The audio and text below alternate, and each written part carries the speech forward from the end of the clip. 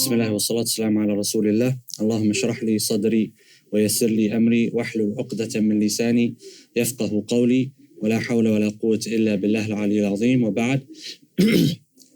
So to continue inshallah with where we left off last week.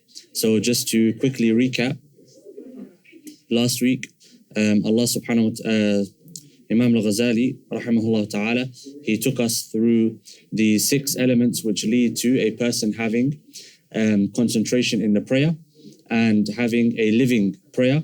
So he said the first, حضور القلب, and the second, التفهم لمعنى الكلام, and the third, التعظيم, the fourth, الهيبة, the fifth, الرجاء, and the sixth, الحياء. So the first one, the presence of the heart. The second one, understanding, comprehension of the meanings of the words of the Quran, that which is being recited, the adhkar, etc. The third one, at-ta'zim, so basically the veneration of Allah subhanahu wa ta'ala in the prayer. The fourth one, al-hayba, and it's a state which is born from the first 3. And the fifth, al-raja, so hope. And the sixth, al-haya, so a feeling of shame, embarrassment, perhaps a feeling of bashfulness in front of Allah subhanahu wa ta'ala, which we'll come to discuss further bi'idhnillah. And so this evening, we are going to pick up where Imam al-Ghazali rahimahullah, he says, وَأَمَّا أَسْبَابُ هَذِهِ الْمَعَانِيَ السِّتَّةِ فَعْلَمْ. So he's going to give us the reasons or that which leads to the acquirement of the 6 elements which will give life to a person's salah. So perhaps a person can ask the question, how can I attain those 6 things which were mentioned last week? The first, he starts with حضور القلب, the presence of the heart. He says, إِنَّ حضور القلب سببه الهمة. So the presence of the heart in the prayer, or generally speaking, comes from an eagerness or an enthusiasm for something. So if a person has an eagerness for something, an enthusiasm for something, a zeal or a passion for something, naturally the person's heart can be found in that particular thing. And so, for example, you'll find the person who has an eagerness or a zeal or a passion for money, you'll find that their heart is present when it comes to making money. And if their heart is present, their body will be present along with their heart, and so on and so forth. He says, فإن قلبك تابع لهمتك فلا يحضر إلا فيما يهمك. And your heart will not be present except in that which you are passionate about, that which you are zealous about. Why? Because your heart follows your desire or your passion. Your heart follows your desire or your passion. That's why, for example, you may hear the saying, his heart is not in it. Or a person may go for a career change when their heart is no longer in it, etc. If the passion is not there, the heart will not be there. And so you may want to be there, but the passion is not there. The desire is not there. The zeal is not there. So the heart cannot be there. And so he says, وَمَهْمَا أَهَمَّكَ أَمْرٌ حَضَرَ الْقَلْبِ فِيهِ شَاءَ أَمْ أَبَاهَ. As long as your himma is somewhere, the heart will be found in that place, regardless whether you want it to be or you don't want it to be. So if we give the example of the prayer, a person, he wants to be present in his prayer. He wants his heart to be present. But his passion, his zeal, his eagerness lies where? In the dunya. And so when he's in the salah, he wants his heart to be present in the salah, but his heart is elsewhere. Why? Because he has a passion and an eagerness for the dunya. And so the dunya is taking his heart away from the salah. He says, فَهُوَ مَجْبُولٌ عَلَى ذَلِكَ وَمُسَخَّرٌ فِيهِ. And so the heart, without any choice, the heart will be found in that which the presence and desire and the zeal of a person is found in. You cannot stop that from happening. He says, وَالْقَلْبُ إِذَا لَمْ يَحْضُرْ فِي الصَّلَاةِ لَمْ يَكُنْ مُتَعَطِّلًا. If the heart is not present in the prayer, it does not mean that the heart is not present full stop. It doesn't mean that the heart is not functioning and not working. It means that the heart is present in something else. The heart has not retired. The heart has not become obsolete. But the heart is somewhere else. He says, بَلْ جَائِلًا فِيمَا الْهِمَّةُ مَصْرُوفَةٌ إِلَيْهِ مِنْ أُمُورِ الدُّنْيَا. As was mentioned just now, the heart is going to be turned towards that which entices it of the dunya and the passions, etc. that come with the dunya. He says, فلا حيلة ولا علاج لإحضار القلب إلا بصرف الهمة إلى الصلاة. And so there is no methodology, there's no cure to the heart not being present in the salah except but to turn one's passion and desire and zeal to the salah. So a person may ask, how do you do that? He says, وَالْهِمَّةُ لَا تَنْصَرِفُ إِلَيْهَا مَا لَمْ يَتَبَيَّنْ أَنَّ الْغَرَضَ الْمَطْلُوبَ مَنُوطٌ بِهَا. And a person's desire and passion and zeal cannot be turned to the heart unless the reasons and the conditions for the heart being turned towards the salah are present. And so the question is, what are the reasons and the conditions for a heart to be present in the salah? What are those conditions and reasons? He says, وَذَلِكَ هُوَ الْإِيمَانُ وَالتَّصْدِيقُ بِأَنَّ الْآخِرَةَ خَيْرٌ وَأَبْقَى وَأَنَّ الصَّلَاةَ وَسِيلَةٌ إِلَيْهَا. He says it is to know and to have conviction in the fact that the next life is everlasting and better than this life, and the prayer is your means of arriving at the next life. It's to understand that the prayer is your means of acquiring a place in the akhirah. Therefore, your himmah, your passion, your zeal, your desire is attached to the akhirah, and you understand that your salah is a means of getting you there, and so your passion, your zeal, your desire will be found in the salah. He says, فإذا أضيف إلى هذا فإذا أضيف هذا إلى حقيقة العلم بحقارة الدنيا حصل من مجموعها حضور القلب في الصلاة. And if this is added to the understanding of the lowliness and the worthlessness of this dunya, a person's heart will be found in the salah. And so what is he saying? How is it that we can arrive at the prayer with a present heart? What's the methodology of approach that Imam al-Ghazali is prescribing? It's a question. What's the methodology of approach?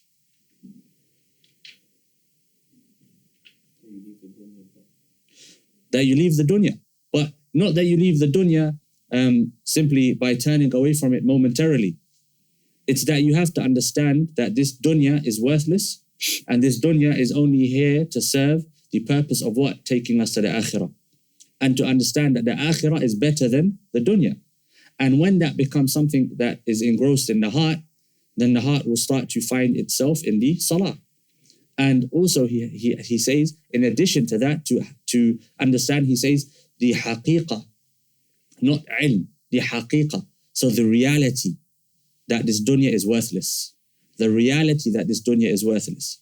And a person may assume, or a person may want to believe, or a person may think that this dunya is amazing and worth so much, and so on and so forth. But the reality of this dunya is that what? It's worthless. And the evidence for that is, you will find the most wicked of people acquire in this life the best of it. If it was worth something, Allah subhanahu wa ta'ala would not permit them to have any of it. And so this dunya is worth nothing in the sight of Allah subhanahu wa ta'ala. The dunya is only worth as much as its function that it serves. And so if the dunya serves the function of taking a person to the akhirah, then it's valuable.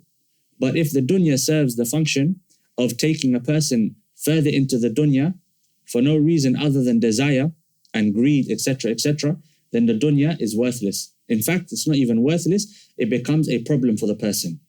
It becomes a problem for the person. And so he's saying, if you want to have the presence of the heart in salah, then you have to work on your heart outside of the salah. And the way to work on the heart outside of the salah is to attach it to the akhirah. To attach it to the akhirah. And so if I want to attach my heart to the akhirah, what do I need to do? I need to read about the akhirah. I need to read about the descriptions of paradise, descriptions of hellfire. I need to read about the stations of the awliya and the ulama and the ubbad, etc. in Jannah. I need to read about Allah subhanahu wa ta'ala and why I should prefer Him over all things, and so on and so forth. And if I do that successfully, then that will translate into my prayer. Why? Because when I stand in front of Allah subhanahu wa ta'ala, my heart will immediately be present. Why? Because it's a passion of mine to arrive at Allah subhanahu wa ta'ala, and He is pleased with me. Then he says, وأما التفهم فسببه بعد حضور القلب إدمان الفكر وصرف الذهن إلى إدراك المعنى. He says, as for comprehending the meanings of that which is being recited in the salah or the adhkar, etc. And we mentioned, you have fahmul ma'ani and then you have tafahumul ma'ani. So it's not only to understand, alhamdulillah, all praises to Allah subhanahu wa ta'ala, no, but it's to understand, what does alhamd mean? What does al mean? What does lillah mean? And so on and so forth, to think about the meanings, to reflect on the meanings, perhaps to contextualize and think about how these meanings relate to my life, and so on and so forth. And so in order to have at-tafahum, a deep kind of reflection and understanding, I have to first have what? Presence of the heart. If the Imam is reciting, the Imam could be reciting a verse which is describing me to a T, but my heart is elsewhere. Why? Because my mind is elsewhere. I'm thinking about my bank account. I'm thinking about my stomach. For some, may Allah protect us, thinking about the private parts and so on and so forth. Things that entice a person in this life. And so if my heart is not present, it's going to be very difficult to have tafahum, a deep understanding, an enriched understanding of what is being recited. But even then, we said a shortcut to it is what? Learning the Arabic language. Why? Because if your mind drifts, you can try to force yourself back using the ayat, the words of the Quran and so on and so forth. He says, so after having presence of the heart, the way to tafahum is what? Idmanul fikr. And idman, it's a word translated today, it's used for an addiction to something. Idmanul shay. A person who is addicted to something, you call him mudmin. For example, the alcoholic in Arabic is referred to as mudminul khamar. And so perhaps Imam al-Ghazali, rahimahullah, he's saying by idmanul fikr, it's to be in a constant state or a dedication to contemplation and reflection. Not a passive state of contemplation and reflection, but a dedicated state of contemplation and reflection, etc. وَصَرْفُ الذِّهْنِ إِلَى إِدْرَاكِ الْمَعْنَى. And as was alluded to earlier, to bring the mind and one's attention to the meanings of the Quran when the Quran is being recited. A way that we can become used to this is if we pick up the Quran outside the Salah and we read the Quran trying to understand what does Allah subhanahu wa ta'ala want from me, and try to interact with the Quran. How so? When Allah subhanahu wa ta'ala describes the people of Jannah, I ask myself, am I from these people? I.e., do I have those attributes? If Allah subhanahu wa ta'ala describes the people of Nar, I say, do I have these attributes? If Allah subhanahu wa ta'ala describes Jannah, I make dua, oh Allah, grant me Jannah. If Allah describes Jahannam, I say, oh Allah, keep me away from the hellfire, and so on and so forth. And it's to start to interact with the Quran. And if that becomes a habit, then in the Salah, naturally the heart will respond to the Quran when it's being recited. So he says, وَعِلَاجُهُ, how is it that a person can acquire, or he says the medicine, you could say, to a heart that's not present. He says, عِلَاجُ إِحْضَارِ الْقَلْبِ, the medicine to the one who has no tafahum. He says, عِلَاجُهُ عِلَاجُ إِحْضَارِ الْقَلْبِ, that its medicine, or the way to acquire it, is the same way to acquire the presence of the heart, which is what? To cut oneself off from this dunya, and to attach one's himmah to the akhirah and to Allah subhanahu wa ta'ala. He says, مَعَ الْإِقْبَالِ عَلَى الْفِكْرِ, with a dedication to contemplation, reflection, thinking, etc. وَالتَّشَمُّرِ لِدَفْعِ الْخَوَاتِرِ, and with التَّشَمُّرِ لِدَفْعِ الْخَوَاتِرِ, which is basically like heavily exerting oneself in pushing away thoughts, intrusive thoughts during the prayer, distractive thoughts during the prayer, trying forcefully to get rid of these thoughts. He says, وَعِلَاجُ دَفْعِ الْخَوَاتِرِ الشَّاغِلَةِ قَطْعُ مَوَادِهَا, and the way to get rid of thoughts that occupy us and occupy our minds is to basically cut the root. Why? So that the tree can't grow. If you pull out the weed and you take the roots of the weed out, then the weed will no longer grow. But if you cut the weed from the top and the roots are still beneath the ground, what's going to happen? The weed's going to grow back. And so if you would like to get rid of these occupying thoughts, these intrusive thoughts, you have to cut the root from beneath the ground. And the root is what? What's the root? The root cause. Attachment to the dunya. That's the root cause. If my mind is constantly thinking about the dunya, then it means what? My heart is attached to the dunya. And we also have to be willing to hold ourselves accountable and be honest with ourselves. There's nothing wrong with recognizing that my heart is attached to the dunya, as long as I'm going to try to rectify it. But there's a problem if I deny it. Why? Because I'll live life and I will never face up to that which I need to change. And so perhaps we can say that the salah is a good measuring stick. It's a good yardstick to test our hearts and to test where our hearts are.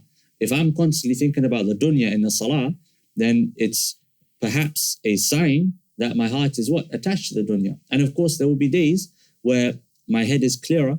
There will be days where my heart is perhaps firmer, etc. For example, if something big happened in my life and I come to prayer, yeah, naturally, I might be thinking about it. But it's at that moment where I have to try to push these thoughts out. I have to focus on the salah, etc. Then he says, وَأَمَّا التَّعْظِيمُ فَهِيَ حَالَةٌ لِلْقَلْبِ تَتَوَلَّدُ مِنْ مَعْرِفَتَيْنِ. As for the state of venerating Allah subhanahu wa ta'ala in the prayer, he says it comes from, or it's born from, two types of knowing. Two types of knowing. Basically knowing two things. إحداهما معرفة جلال الله عز وجل وعظمته وهو من أصول الإيمان. The first is to know or to have an understanding, because of course we can't know the greatness and the magnificence of Allah subhanahu wa ta'ala. We can't know it, but we can try to understand it. To know and to understand are two different things. You can have an understanding of something, but you don't know it. They are two different things. And I'm sure for those that have been attending the usul class with Ustad Mustafa, he's spoken about the difference between ilm and ma'rifah. The difference between ilm and ma'rifah in the books of usul and philosophy and so on and so forth, at least in the Islamic philosophy anyway. So he says that ta'zeem for Allah subhanahu wa ta'ala is born from two things. Number one, to have an understanding of the greatness and magnificence of Allah subhanahu wa ta'ala. And this is actually from usul al-iman. So it's from the foundational elements of iman. If a person wants to increase their iman and a person wants to strengthen their iman, one of the fastest ways is to know Allah subhanahu wa ta'ala. And this is perhaps an indication of how and why a person should study aqidah or theology. Nowadays, it's become something which is studied for the sake of arguing and debating and attesting to one's Sunniyah, etc. I'm from the people of Sunnah and the people of the Quran, etc. How do you know? Because I've studied this book and that book and X, Y, and Z. But that's nothing in the sight of Allah subhanahu wa ta'ala. Why? Allah subhanahu wa ta'ala doesn't look to the names of the books. Allah subhanahu wa ta'ala looks to the fruit that comes from studying those books. And so if I would like to strengthen my iman, then I should study the foundations of iman with the intention of gaining closeness to Allah subhanahu wa ta'ala. And the intention dictates the method. If I am studying for the sake of arguing and debating, then yeah, I'll memorize evidences and so on and so forth. And they might go in one ear and come out of the other. As in, they'll have no effect on the heart. And the Prophet ﷺ, what did he say about the Khawarij? He said that the Quran does not go beyond their throats. Does not go beyond their throats. But if I am studying something to gain closeness to Allah subhanahu wa ta'ala, one verse may be sufficient. One verse. Why? Because I'm not concerned with how many verses I memorize and so on and so forth. I'm concerned with the implementation of that particular verse. As we mentioned before, Umar, it took him 10 years to memorize Surah Al-Baqarah. Why? Because he implemented everything that he memorized. 10 years, subhanallah. Then he says, الثانية معرفة حقارة النفس وخستها وكونها عبدا مسخرا مربوبا. And the second, i.e. the second thing, which leads to a person having a state of veneration for Allah subhanahu wa ta'ala in the prayer, and of course outside of the prayer, is to understand the lowly state of the self and the abased state of the self, and to know that a person, to know about themselves, that they are a slave of Allah subhanahu wa ta'ala, they are completely dependent upon Him, and they are subject to His will and determination. And so if a person understands this, then this will lead to a person feeling humbled in front of Allah subhanahu wa ta'ala and understanding the greatness of Allah subhanahu wa ta'ala. As we mentioned last week, if a person is standing in the courtyard of a king and the person knows that if I say something wrong, this king may give the ruling to take my head from my shoulders, for example. A person's state will be determined by that understanding. So imagine Allah subhanahu wa ta'ala, Lord of everything, owner of everything. And he says that the person is abdan musakharan marbuba. And so marbuban coming from Rabb, tarbiyah. Everything I have, everything I've acquired, everything I will acquire, my capability, everything I've learned, etc. comes from Allah subhanahu wa ta'ala. Nurtured by Allah subhanahu wa ta'ala. I'm completely nurtured. And so my salah comes from Allah. My siyam comes from Allah. My zakah comes from Allah. My khushu', if I have it, comes from Allah subhanahu wa ta'ala. Likewise, musakharan. I have no ability except through Allah subhanahu wa ta'ala. And I am his abd, I am his slave and his servant. And so if a person truly understands these three meanings alone, the person will be broken in front of Allah subhanahu wa ta'ala. He says, حَتَّى يَتَوَلَّدَ مِنَ الْمَعْرِفَتَيْنِ الْإِسْتِكَانَةَ وَالْإِنْكِسَارِ وَالْخُشُوعَ لِلَّهِ سُبْحَانَهُ فَيُعَبَّرُ عَنْهُ بِالتَّعْظِيمِ. So once a person understands these two things, what will be born from that understanding? Al-istikana, so submission to Allah subhanahu wa ta'ala, submission to the fact that I have no will except by Allah subhanahu wa ta'ala's will. I have no ability except through Allah subhanahu wa ta'ala's ability. Anything that I have is from Him. Anything that I will acquire is from Him, and so on and so forth. And al-inkisar, which is basically, you could say, to be broken in front of Allah subhanahu wa ta'ala, to understand that Allah subhanahu wa ta'ala, I don't deserve to stand in front of Him, etc. Wal khushu' lillah, and the khushu', I guess you could say, similar to a degree, فَيُعَبَّرُ عَنْهُ بِالتَّعْظِيمِ. And so this state is referred to as ta'zim. So this state is referred to as ta'zim of Allah subhanahu wa ta'ala. And so if we were to reflect the underlying theme that is running through this particular part of the book is what? What's the underlying theme? Simple. Understanding what? So understanding Allah, but something that has been mentioned multiple times though. Cutting something off. Cutting the dunya, cutting something off by cutting its root. And if you think about our time today, subhanAllah, the dunya, we are drowning in the dunya. Everything is dunya. Everything is dunya. We are encouraged to run after the dunya, to chase after the dunya, to crawl after it, to walk after it, to buy it, to sell it. Everything is dunya. And so we have to really kind of be aware of the time that we're living in. Like the dunya now has become, everything is commodified. Everything is commodified. Previously, there were things you could escape from the dunya of the dunya. But now everything has been commodified. Even the word dunya has been commodified and popularized and so on and so forth. And so we have to think about the time that we're living in. And we have to think about the way we interact with this life. And we have to think about ourselves as a collective and ourselves as individuals. And we have to think about our homes, how we raise our homes, how we steer our homes, etc. Because if we're not careful, the dunya can enter into the heart. And the example of Corona, everyone was wearing face masks and gloves and keeping a 2-meter distance, etc. Why? Because we were afraid, hopefully not too afraid, but we were afraid of what? Of invisible virus, bacteria, germs, etc. And so we kept our distance. Why? Because we saw that if you come too close to someone that was infected, you yourself would become infected, etc. But do we take that same approach with the dunya and with the sicknesses of the dunya? If we're living in a society that is sick, it's very likely that we are what?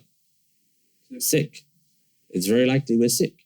And so we have to try to understand the sicknesses that we have in our heart. And we have to try to analyze the sicknesses. And perhaps the prayer for us will be a yardstick, a measuring stick. Why? Imam al-Ghazali said. So the next time I pray, I should be thinking, what am I thinking about in my salah? If I'm thinking about money, my heart's maybe attached to money. If I'm thinking about fame, if I'm thinking about the opposite gender, if I'm thinking about food, then perhaps it's an indication of where my heart lies. As my heart goes, where my desire, my passion, my zeal, etc. goes. And we'll conclude with that, inshallah, and continue with the next three next week, bi-idhnillah. Wa sallallahu ala sayyidina Muhammad.